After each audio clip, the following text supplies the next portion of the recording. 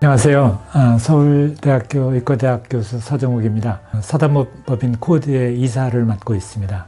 저는 학술 정보의 확산을 위해서 지식 정보를 오픈 액세스 해야 된다 이렇게 주장하는 이유로 참여를 했고요. 지식 정보를 공유한다면 이용자가 있고 생산자가 있는데 이용자이면서 생산자인 저 같은 사람이 어떤 목소리를 내면은 어떤 법적 제도적 장치를 제공하는 법조인과 함께 어떤 좋은 활동이 되지 않겠는가 이렇게 해서 참여를 하게 됐습니다.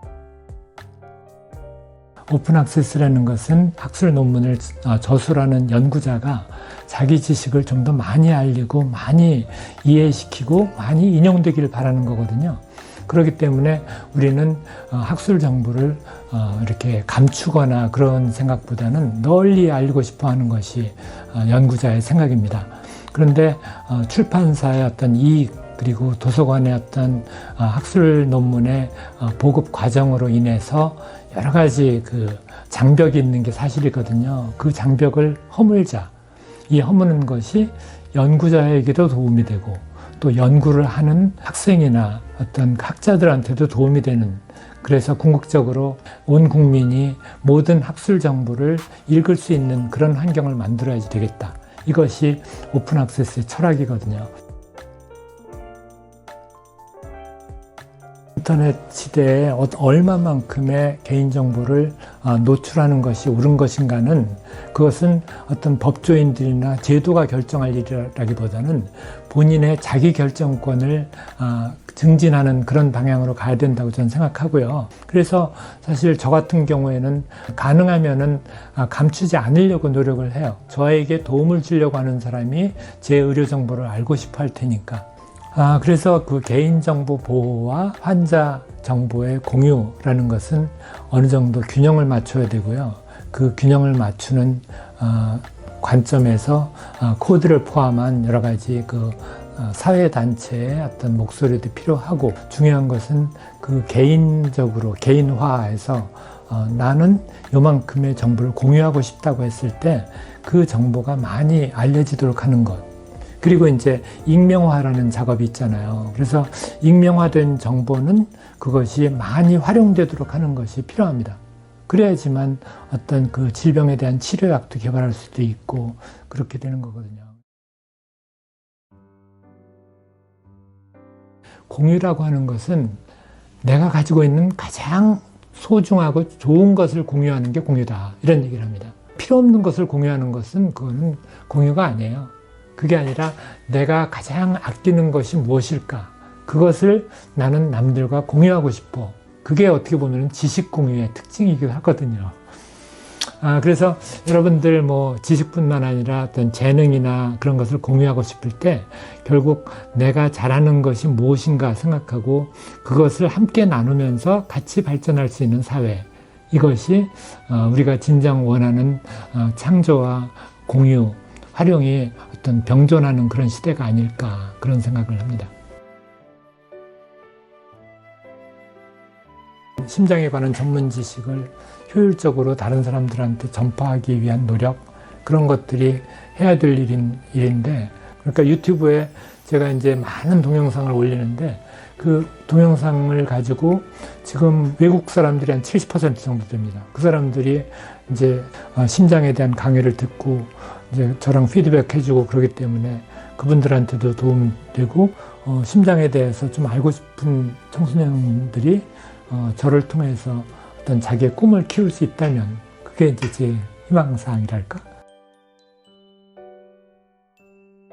사람마다 자기가 하고 싶은 일을 하고 있는 것이 가장 행복한 순간이라고 생각하는데, 저는 어쩌다 보니까 심장이 저희 취미 생활처럼 돼버렸어요. 저는 시간만 있으면, 저에게 시간이 조금만 더 주어진다면 심장 하나를 더 만들고 더 설명하고 또 심장을 가지고 다양한 그 동영상을 만들거든요. 그래서 그런 걸 통해서 많은 사람들한테 기여하고 싶은 그런 생각을 가지고 있습니다. 이거는 제 VR을 가지고 심장을 만드는 작업인데요. 제가 한번 보여드리죠.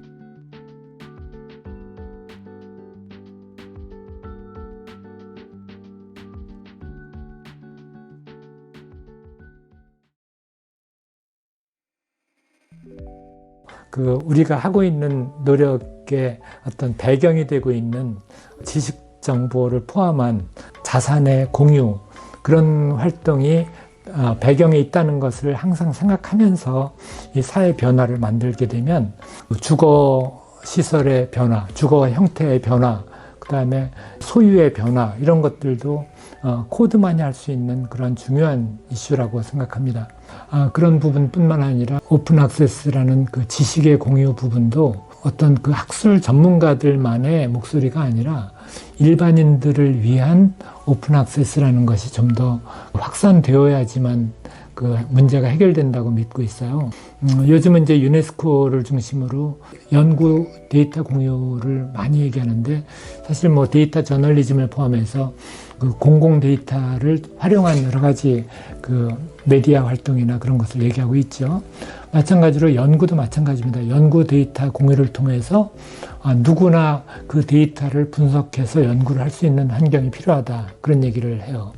그래서 유네스코에서 나오는 그 데이터 사이언스, 그리고 오픈 사이언스, 그런 활동을 보면 정말 무궁무진한 일들이 우리 앞에 있는 겁니다. 그 연구라는 것조차도 전문가들만이 할 수 있는 것이 아니라 그 데이터를 접근할 수 있는 모든 사람이 연구를 할 수가 있고, 또 대학이나 연구기관에 있지 않아도 연구할 수 있고, 또 그 연구 결과를 토대로 논문을 발표할 수 있고, 평가하고 그 논문 결과에 따라서 어떤 사회적인 기여가 나타나고, 이런 것이 우리가 추구해야 될 데이터 공유 시대가 아닌가, 이렇게 생각합니다.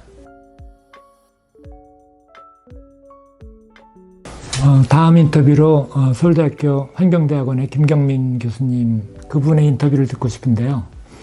그분이 이제 어떤 사회 혁신 그리고 부동산 개발, 그런 분야를 전공하시는데, 어떻게 하면은 청년들이 서로 어울려서 살 수 있는 환경을 만들어 줄 것인가, 그게 이슈죠.